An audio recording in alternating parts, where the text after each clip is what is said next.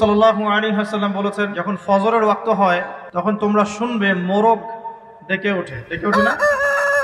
নবী সাল্লাল্লাহু আলাইহি ওয়াসাল্লাম বলেছেন, মোরগ কেন ডেকে ওঠে তোমরা কি জানো? সাহাবীরা বলছেন, আল্লাহ এবং তার রাসূল ভালো জানেন। নবী সাল্লাল্লাহু আলাইহি ওয়াসাল্লাম বলছেন, এই মোরগ আল্লাহ পাকের রহমতের ফেরেশতাদেরকে দেখতে পারে। বলে সুবহানাল্লাহ। অতএব তোমরা তখন এই দোয়া পাঠ করো, আল্লাহুম্মা ইন্নী আসআলুকা মিন ফাদলিক। কি দোয়া?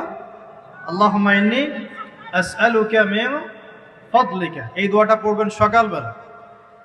তো যে রহমতের ফেরেশতা একটা মোরগ দেখতে পাচ্ছে, আমি দেখতে পাচ্ছি না, তাহলে আমার দৃষ্টির সীমাবদ্ধতা জানান দিচ্ছে একটা মোরগ।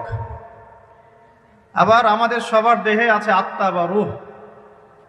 নবীকে প্রশ্ন করা হয়েছিল, ইয়াসআলুনাকা আনির রূহ, তারা তোমাকে রূহ বা আত্মা সম্পর্কে জিজ্ঞেস করে। কুল রূহ